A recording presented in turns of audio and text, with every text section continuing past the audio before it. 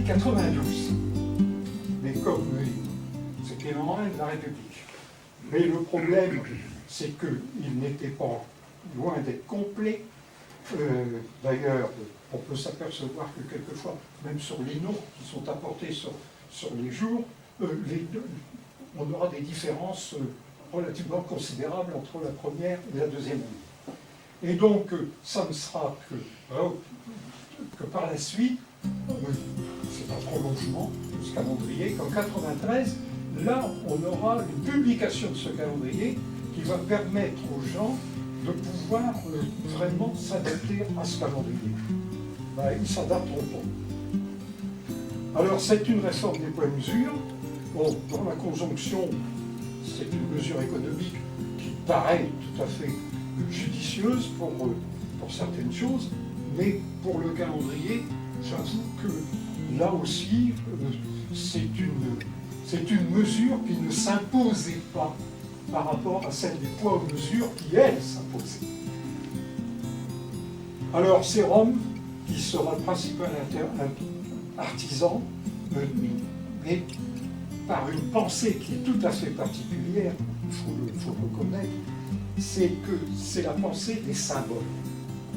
C'est de dire, nous avons un point zéro.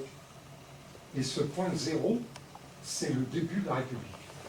Donc le calendrier démarre avec le début de la République. C'est une nouvelle ère. Alors le 5 octobre, on publie, mais bon, c'est bien de publier, mais c'est un temps imposé par le pouvoir. Vous vous rendez compte? Plus de fêtes religieuses, et Dieu sait s'il y en avait, plus de grandes fêtes de Noël, plus de fêtes populaires de la Saint-Jean, bien que la Révolution les remplace.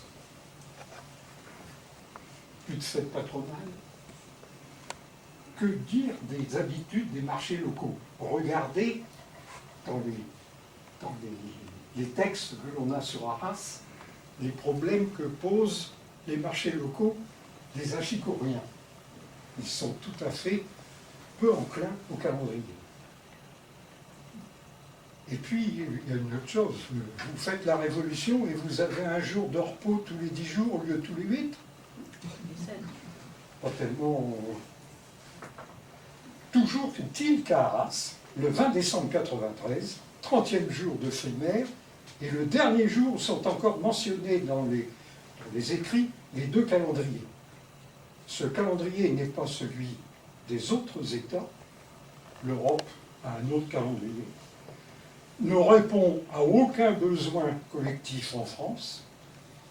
Il n'est employé bien souvent, parce que dans les campagnes, peut-être à Paris un peu plus, mais dans les campagnes, il est employé qu'administrativement, et il va être abrogé le 15 fructidor de l'an 13, c'est-à-dire en 1805, le 2 septembre 1805.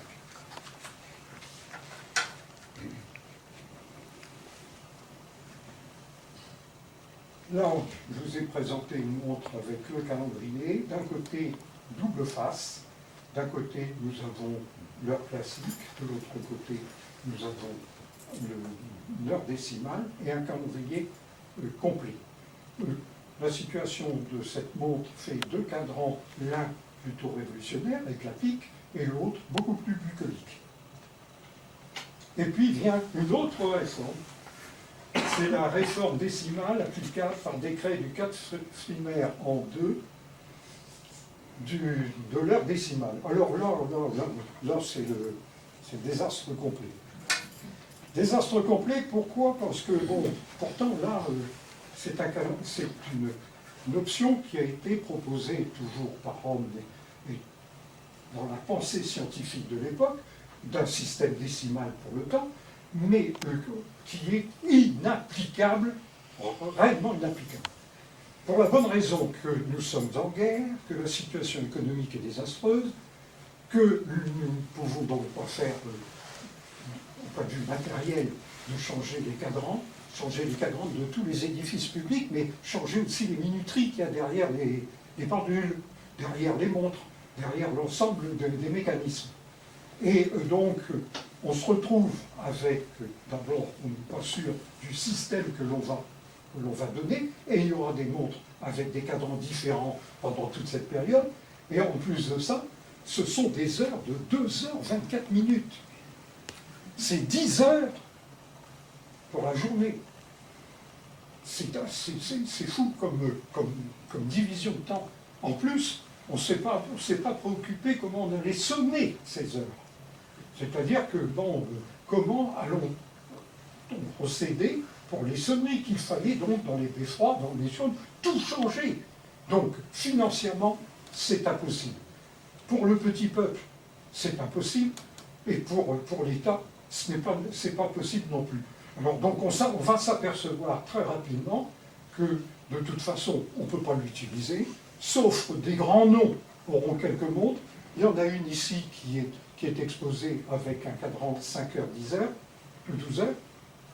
Et donc, 3 systèmes vont avoir la possibilité d'exister. Soit on change toute la minuterie et on aura une aiguille qui va marquer les 10 heures pour les 24 heures, soit on conserve le cadran de l'ancien système, c'est-à-dire qu'on a les 12 heures, et on aura une division en 5 heures révolutionnaires. C'est tellement complexe que ça ne va être utilisé que très peu de temps. Et 500 jours, et à Arras, l'heure décimale est appliquée que dans les documents. J'ai été rechercher ça, et dans les documents publics, il y a une table de conversion, vous en avez une, il y en a une ici qui est présente aussi, et ça va être appliqué du 5 octobre 93 jusqu'en août 95. Voilà, donc quelque chose d'éphémère. Alors, curieusement, il nous reste tout de même quelque chose de cette période, c'est la division de la seconde. La seconde est divisée en 100, et c'est une division qui va rester pour tout le monde scientifique. C'est-à-dire que cette division décimale et les multiples des secondes vont être une division qui va être utilisée, bien entendu en présent, et qui va être déclinée avec des multiples zéros, mais sur un système décimal. Et une particularité aussi, c'est que tout le système Internet est basé sur un système décimal pour la mesure du temps. Donc ici, quelques exemples de montres avec les 10 heures. L'une marque les 10 heures, l'autre marque les 5 heures. Donc soit vous faites un cadran de 24 heures, soit vous conservez votre cadran et vous avez une division en 5 heures avec une petite aiguille qui marque les décades, c'est-à-dire le jour de repos tous les 10 jours. Robin, qui sera, au point de vue métier, c'est quelqu'un d'extraordinaire, et c'est lui qui avait fait ce prototype de montre qui permettait d'avoir une lecture